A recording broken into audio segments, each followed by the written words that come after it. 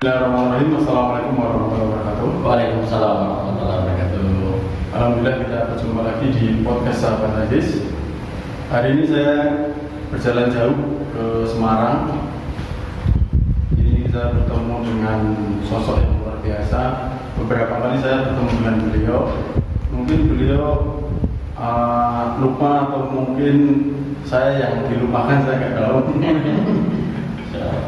Ini sudah sangat luar biasa sekali pengalamannya di dua lembaga zakat tingkat nasional, bahkan lebih besar dari Lembaga Jateng.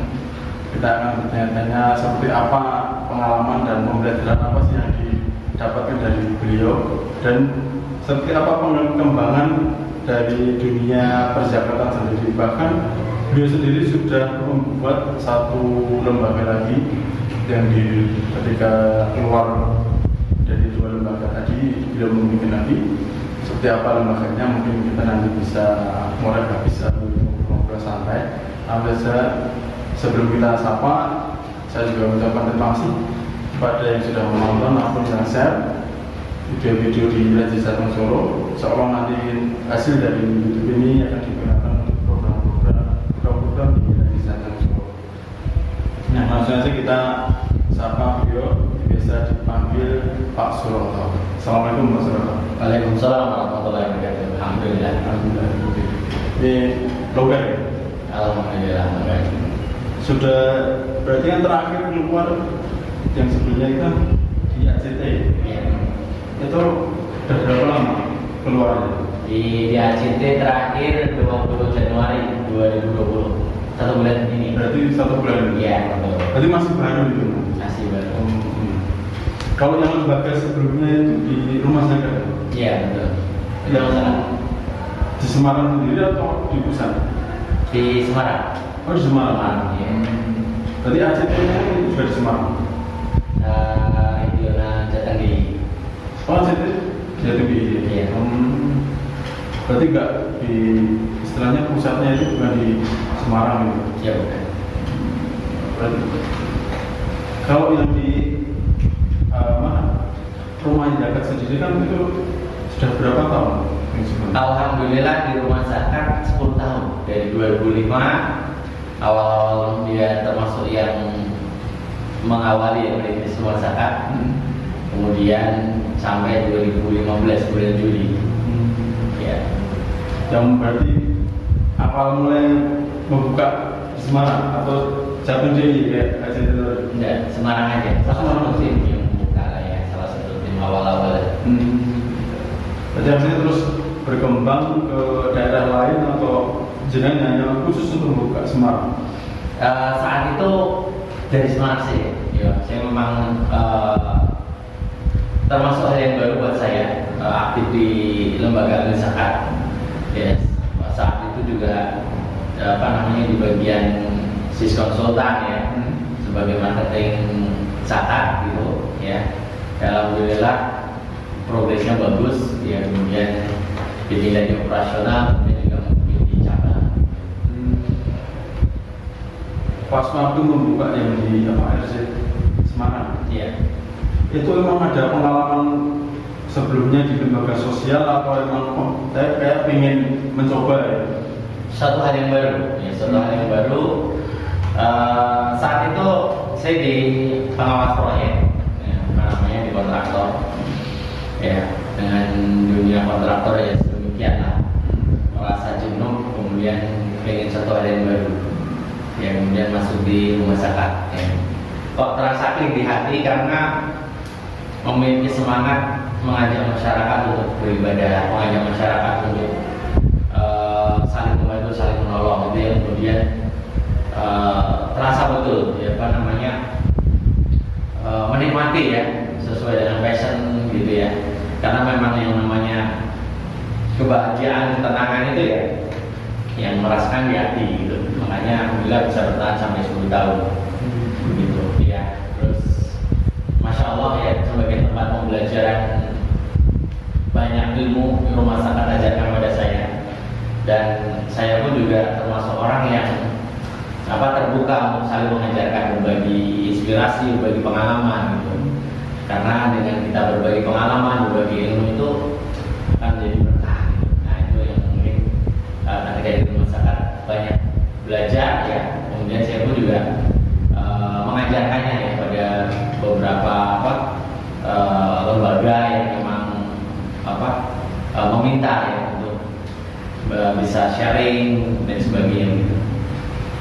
waktu apa di RZ itu dulu itu emang dari istilahnya ada lowongan atau ada tawaran lain kayaknya ini diajak gitu. Oh gitu, alhamdulillah. Masya Allah. Itu SZ masih awal-awal. Rekrutmen juga masih sangat sederhana gitu. Namanya awal-awal tuh masih apa ya? Masih banyak pelonggaran. Saat itu saya diajak sama teman saya, namanya Mas Suranto.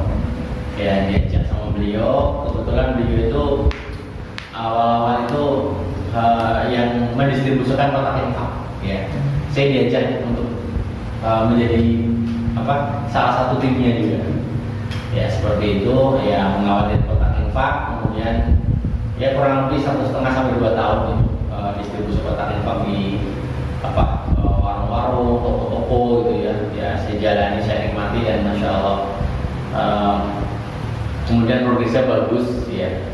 Kemudian bisa promosi ya dan alhamdulillah kemudian diminta untuk mengelola cabang Semarang saat itu. Istilahnya diajak oleh teman. Iya betul diajak. Tetap ikut kan apa menyebarkan kotak infak itu atau di bidang lain? Awalnya di kotak infak.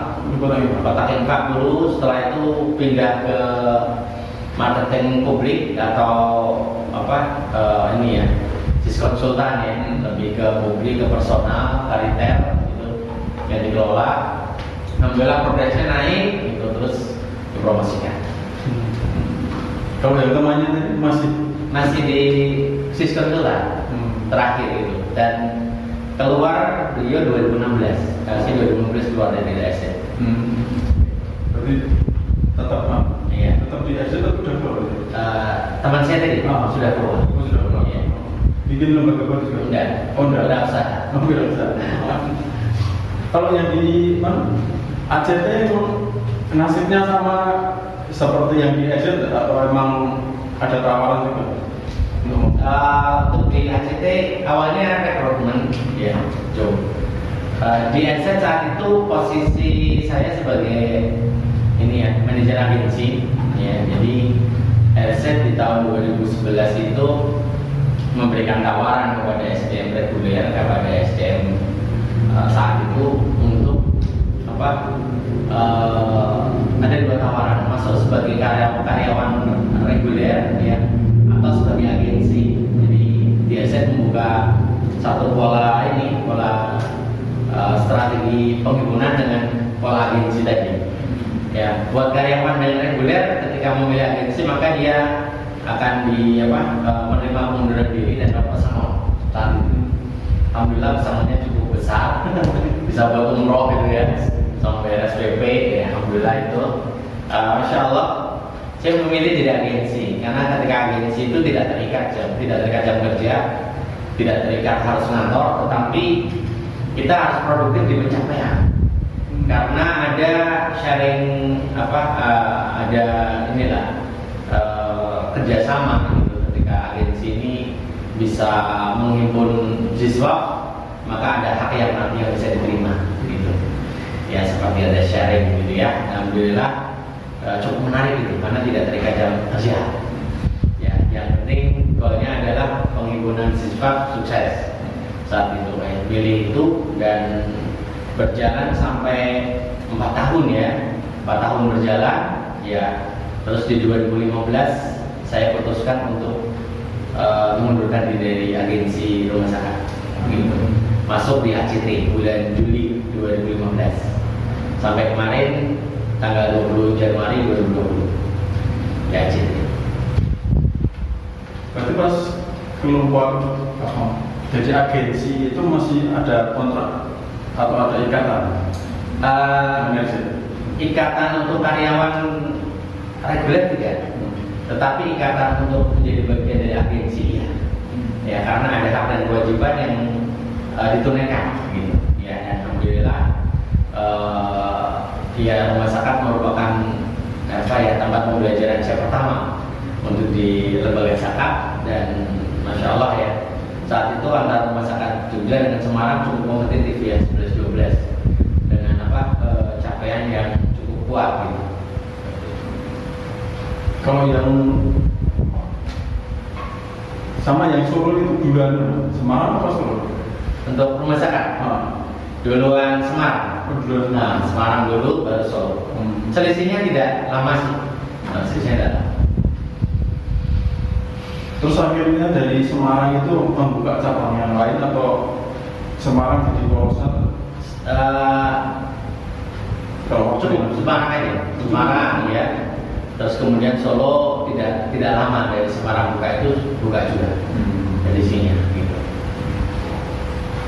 Kan di mana sebelumnya kan kontraktor, terus akhirnya ke terjun ke lembaga sosial. Itu kan kayak dua hal yang berbeda kan. Terus Pak, bagaimana dengan menyikapi ilmu yang untuk lembaga sosial atau mungkin ilmu yang kontraktor itu sudah dilupakan? Alhamdulillah untuk karena secara akademis backgroundnya adalah sipil ya. Masih ilmu itu masih jalan. Ya, secara teknis bagaimana merencana, bagaimana menghitung anggaran biaya untuk hal-hal terkait dengan sipil, insya Allah masih kita paham lah gitu ya. Cuman memang kalau terkait dengan lembaga zakat ini, saya itu punya kecenderungan sebagai dulu dari SMP itu sudah aktif di kegiatan-kegiatan dakwah masjid. Jadi punya passion di sana. Jadi sudah terbiasa dengan ngisi taklim, terbiasa ngisi khutbah Jumat, ya itu sudah hari biasa gitu. Sehingga ketika di dunia zakat itu kan tidak jauh dengan mengedukasi masyarakat, kemudian menyadarkan masyarakat, ya 11-12 lah dengan ini tidak jauh beda dengan aktivitas dakwah gitu ya. Cuman memang lebih khusus zakat infak sedekah siswa gitu kan, lebih khusus ke sana. Dan semangat itu yang kemudian menjadikan bertahan sampai dengan sekarang. Jadi apapun aktivitas kita, pekerjaan kita, kesibukan kita, dakwah itu adalah bagian daripada kehidupan kita. Ya, karena panggilan hati, panggilan jiwa, dan kemudian juga bisa memberikan peran dan manfaat ke umat, itu yang membuat saya bertahan lama. Dan kemudian akhirnya dia sudah menyatu dengan jiwa saya gitu ya. Saya akhirnya jadi memutuskan untuk di lembaga sosial zakat kemanusiaan. Ya, ini pilihan hidup saya, gitu. Pilihan kegiatan saya gitu. Ya, alhamdulillah pas saya keluar dari ACT pun visi itu tidak hilang, tetap berlanjut sampai dengan sekarang. Cuman lebih saya memang ingin punya pesantren, makanya sekarang saya di rumah tafid. Alhamdulillah sudah 9 anak, ya walaupun 1 bulan tapi prestasi anak-anak ini yang membuat saya semakin yakin. Ya, baru 1 bulan anak-anak sudah menghafal 5 surat. Anaba, Abasa, Anaba, ya kemudian Anasiat, Abasa, ya kemudian At-Tahbir, Al-Fitor. Ini padahal anak-anak PAUD usia 3,5 sampai 5 tahun. Tapi masya Allah, ini semangat mereka. Makanya aktivitas ini terus ya sistem masih jalani. Insya Allah, Bismillah. Kalau yang pesantrennya tadi kan PAUD, itu free atau semi bayar? Jadi untuk kita ada 2 kelas pagi sama kelas sore. Kelas pagi ini memang namanya THIA, tahfidz Quran anak. Itu jadi usianya THIB itu tahfidz Quran balita. Ya, ini memang tadi balita gitu ya. Harapannya memang usia di keemasan ini mereka sudah berinteraksi dengan Al-Quran. Dan memang sengaja kita buka 2 berbayar murah atau gratis atau semampu mereka. Jadi berbayar murah per bulan ini ya infaknya 150.000. Ya buat masyarakat Kota Semarang dengan anak-anak PAUD gitu 150.000. Terus jam pembelajaran jam 8 sampai jam 19 relatif itu terjangkau gitu. Dan apabila mereka tidak mampu untuk minta biaya semampunya, kita juga mudahkan gitu. Biar mereka juga memiliki ikut rasa tanggung jawab untuk keberlangsungan belajar mengajar ini. Dan sama sekali ketika mereka tidak mampu, kita berikan, tidak berbayar. Jadi memang belajar Al-Quran atau apalagi menghafal Al-Quran ini saling memudahkan saja, saling menolong. Insya Allah begitu. Kalau rencananya memang dari awal memang ambil balita atau anak-anak atau memang nanti kedepannya mau yang dewasa? Alhamdulillah kita bertahap. Memang nih sekarang kita ada segmen balita sama anak-anak. Insya Allah dalam waktu dekat kita mulai susun juga untuk yang remaja, dewasa juga. Jadi memang dakwah bil Quran ini terus kita berikan. Jadi sebenarnya bukan ya. Kalau ke pesantren kan mungkin pikirannya orang awam kan, oh berarti itu mungkin gitu. Ya. Berarti kalau balita mungkin anak-anak kan berarti nggak mungkin. Ya, ya. Atau emang nanti kesananya yang jadi pesantren atau yang balitanya ini nanti bergeser ke mana? Ke jadi pesantren segitu. Masya Allah. Jadi awalnya memang dari balita ini, kemudian nanti ketika mereka sudah bertambah usia, maka kita buka untuk kelas yang SD. Jadi akan ya insya Allah ke depan rencana kita ingin punya sekolah tahfidz gitu ya, sekaligus mungkin kurikulum nanti di bawah depak ya, biar pembelajaran religiusnya lebih banyak. Ya, insya Allah kesana. Jadi mau berapa di rumah tahfidz, nanti kita punya sekolah, ke depan kita punya pesantren, ya itu bertahap demikian. Berarti sudah ada ibaratnya grade desainnya. Ya insya Allah alhamdulillah pentingnya. Insya Allah. Kalau untuk yang mobil sama SZ sama ACT kan jalannya SZ kan 10 tahun, ACT 5 tahun. Kok kenapa 5 tahun nggak sampai 10 tahun? Alhamdulillah. Jadi masya Allah ya, kebetulan ketika diberikan amanah di SZ terakhir saya juga memimpin cabang Semarang, kemudian di ACT terakhir juga saya di area regional Jateng DIY. Ya, sudah terbiasa untuk mengelola tim, sudah terbiasa untuk memimpin satu tim. Ya. Kemudian yang kedua, saya ingin meningkatkan kemampuan saya. Jadi kalau kemarin kita beraktivitas di lembaga nasional yang sudah punya nama besar, yang sudah punya jaringan yang kuat, bagaimana nih ketika saya merintis dari awal? Dan kalau kemarin saya sebagai karyawan, ya sangat tergantung sekali dan disupervisi oleh atasan saya gitu. Maka ketika saya memutuskan keluar, saya harus memimpin tim dan saya harus bertanggung jawab terhadap tim ini, ya. Bagaimana hak amil mereka bisa terpenuhi. Saya tidak lagi menjadi karyawan, kemudian saya harus bertanggung jawab supaya tim ini pun juga bisa berjalan terus, ya. Ini menjadi tantangan buat saya. Apalagi lembaga ini baru. Ya, kalau dihitung dari masa keluar sih baru sebulan saya aktivitas. Ya, alhamdulillah banyak sekali pertolongan Allah. Salah satunya kayak kantor ini pun, ya rumah tahfidz ini kita dapat pinjaman gitu ya. Jadi masya Allah kita dapat pinjaman rumah 3 tahun gratis. Ya, cuman saya yakin aja dalam hati satu saat rumah ini akan diwakafkan. Amin. Itu saja ya. Tugas kita sebagai seorang hamba, ikhtiar terbaik dan doa terbaik. Nanti Allah Subhanahu Wa Taala yang akan menggerakkan dan menolong kita. Dari pengalaman 15 tahun di ACT ataupun di Rumah Zakat, sebagai aktivis lembaga kemanusiaan lembaga zakat, tidak terlepas ya dari pertolongan Allah. Jadi alhamdulillah selama di ACT pun ya saya termasuk SDM yang bisa produktif ya, memberikan cabang Semarang Jawa Tengah saat itu menjadi 5 besar di nasional gitu ya, sehingga mendapat apresiasi gitu dari Pak Jadi Pusat.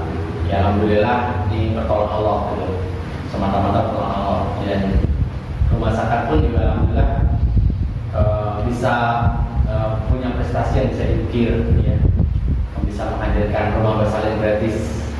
Saat itu dapat wakaf ya senilai 3 miliar lah. Ya sekarang bisa dipakai dan semoga jadi amal jariah buat muakifnya, dan insya Allah semua amil yang terlibat pada saat itu sampai dengan sekarang untuk melayani masyarakat. Prinsipnya sih lembaga zakat, lembaga kemanusiaan jangan lelah kita untuk berkontribusi buat umat. Dan yakinlah ketika kita dalam kebaikan selalu menebar manfaat, selalu menebar kebaikan, Allah bersama kita. Ya, itu yang kita optimis. Ya, insyaallah. Kalau tujuannya istilahnya perzakatan ya sama tujuan kemanusiaan, kedepannya selama mungkin kan masa pandemi ini kan nggak tahu kapan selesai. Apakah nanti akan bertumbuh baik atau emang akan tergerus karena pandemi ini? Kita sebagai seorang mukmin harus optimis. Apapun yang Allah berikan, kondisi saat ini itu yang terbaik. Dan kita sebagai seorang bagian pegiat zakat itu harus melakukan kreativitas. Sebetulnya kunci lembaga maju atau mundurnya lembaga itu bagaimana pemimpin itu punya visi. Itu yang pertama. Yang kedua, pemimpin ini harus membangun tim untuk selalu berinovasi hal yang baru, punya kreativitas yang tinggi. Ketika suatu lembaga sudah lemah kreativitasnya, suatu lembaga tidak muncul ide-ide barunya, ya dia akan tergerus, bahkan akan terlibas pada zaman. Ya, saya yakin lembaga baru walaupun mungkin baru lahir, tetapi ketika tim ini dibangun dengan semangat yang kuat, ya, kemudian motivasi yang kuat, dan selalu memberikan yang terbaik buat umat, tiada pernah berhenti untuk berkontribusi buat umat, maka lembaga ini akan memimpin. Lembaga ini layak untuk besar. Lembaga ini ya akan dipercaya oleh umat. Ya, karena sesungguhnya kepercayaan umat, kepercayaan masyarakat itu bagaimana lembaga itu punya peran. Ya, kalau lembaga sepi dengan aktivitas, sepi dengan kegiatan, ya tidak punya kreativitas, ya maka lembaga ini ya akan ditinggalkan oleh umat dan masyarakat. Berarti ibaratnya harus mengikuti tren zamannya. Iya betul, harus kuat. Ya alhamdulillah selama saya di ACT 5 tahun, di tahun ketiga ACT Jawa Tengah itu kita termasuk, ya saya bisa bilang terbesar di Semarang atau di Jawa Tengah saat ini. Di tahun ketiga. Padahal lembaga-lembaga senior usianya sudah 15 tahun, sudah 10 tahun bisa kita tinggalkan. Alhamdulillah saat itu pada saat berbarengan ya, karena memang salah satu lembaga itu mengalami puncak transaksi itu kan dapat momentum. Ada momentum saat itu terjadi gempa di Lombok dan Palu. Alhamdulillah kita bisa mengimpun dana di atas 13 miliar dengan 7 tim, 7 SDM. Ini kan satu hal yang buat kita ya atas pertolongan Allah yang jelas kita diamanahi 7 orang bisa mengimpun dana 13 miliar lebih. Berarti satu SDM-nya memiliki produktivitas yang tinggi. Kita harus bangun tim itu sedemikian. Walaupun kecil, walaupun sedikit, ya harus dibangun militansinya dan semangatnya ya untuk berkarya hebat untuk membantu umat. Jadi membangun tim itu memang dari pembelajaran waktu di RZ atau memang ditemukan waktu di ACT? Alhamdulillah saya merasakan untuk membangun tim ini yang kuat, ACT sangat kuat. ACT itu luar biasa, ya. Ibaratnya sepak bola, ACT itu seperti penyerang, lembaga yang energi, aktif gitu ya untuk mengembangkan semua. Nah, artinya begitu. Ya insya Allah ketika walaupun tadi baru dia usianya baru 3 tahun, tapi ketika tim itu dibangun serius, dia disemangatin, ya, dan timnya bisa maksimal, maka insya Allah ya doa dan ikhtiar yang kita lakukan itu tidak akan mengkhianati hasil. Insya Allah.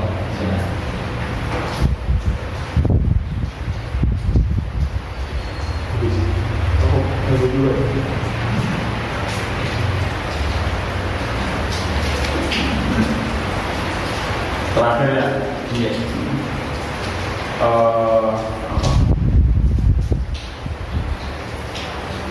Untuk kedepannya nanti perlu nggak sih generasi muda itu untuk diajak? Atau kan mungkin rata-rata di lembaga sosial ya, lembaga zakat, kayaknya pemainnya itu lama-lama. mungkin termasuk saya ya kan mungkin total gitu kan. Kalau aku melihat tren anak muda sekarang itu memang kalau terjadi yang mereka pakai itu ya sedikit ya. Lebih banyak mungkin kalau istilah Jawanya itu kan ngobrol bela, jadi barang-barang di awal sih lambat tahun tersisihkan oleh anak. Kalau dia bisa mencari pemuda itu dia loyal, itu dari pengalaman yang tahun ini apalagi bisa membuat tim yang solid. Padahal cuma 7 orang bisa sampai mengikuti yang luar biasa itu. Alhamdulillah. Jadi untuk di era sekarang sebetulnya semangat anak-anak muda lebih hebat ya, lebih hebat, bahkan lebih cerdas. Perkembangan teknologi juga luar biasa ya, apalagi dunia digital saat ini sangat pesat sekali gitu.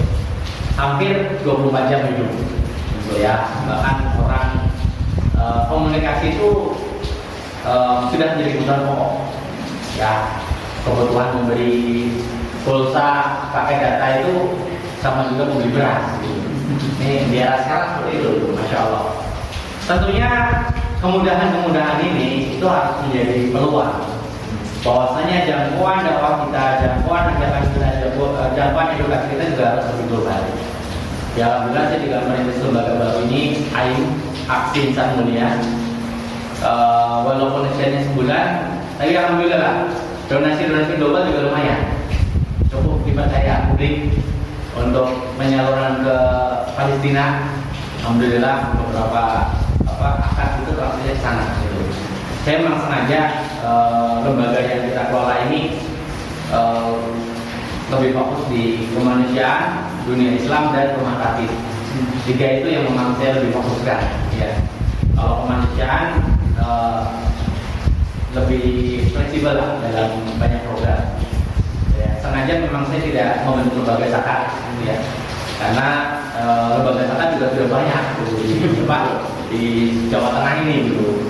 Kalau pakai lembaga zakat kita sudah tertinggal jauh dengan teman-teman yang lebih senior ya. Ada rumah apa, ada rumah zakat, ada yang jateng gitu ya, Masya Allah. Sudah ketinggalan lah kita ya, makanya kita pakai lembaga kemanusiaan, dunia Islam, dan rumah tafsir ini.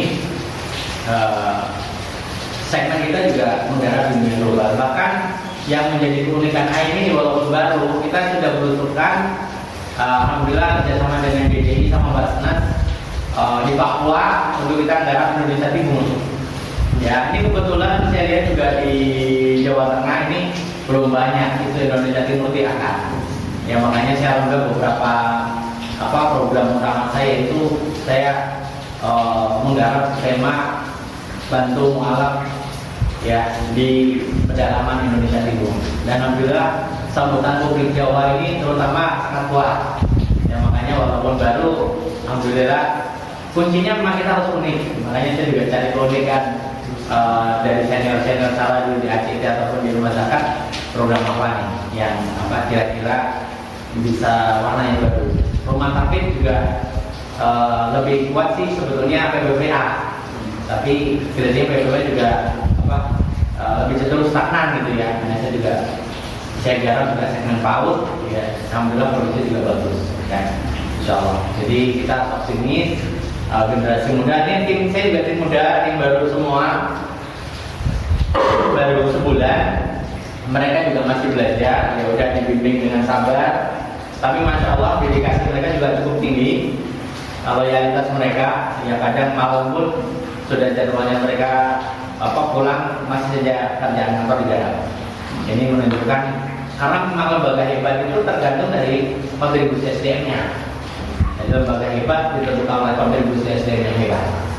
SDM yang hebat ya salah satunya ditentukan oleh leader yang mempunyai visi yang kuat juga. Ya makanya kita harus membangun tim dengan visi ya sekaligus juga membangun organisasi yang kuat juga.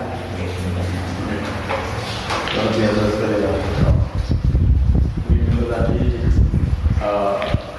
inspirasi dari Pak Suroto. Jadi saya itu juga terinspirasi dengan Pak Suroto Pasmo di Karanganyar. Dia itu menceritakan bagaimana ini membangun sebuah tim. Dan mungkin karena diaplikasikan di mana di Jateng mungkin momentumnya mungkin ya, istiqomahnya mungkin. Tapi alhamdulillah ada momentum-momentum yang luar biasa itu akhirnya bangkit lagi. Tapi karena istiqomahnya itu mungkin masih kurang. Alhamdulillah. Itu sekali lagi terima kasih untuk Pak Suroto.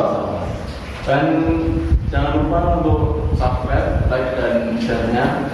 Insya Allah nanti hasil dari YouTube ini akan digunakan untuk program-program di lain wisata. Dan terima kasih dari saya. Insya Allah nanti akan ada narasumber lain yang sangat inspiratif. Dan terima kasih. Assalamualaikum warahmatullahi wabarakatuh. Alhamdulillah.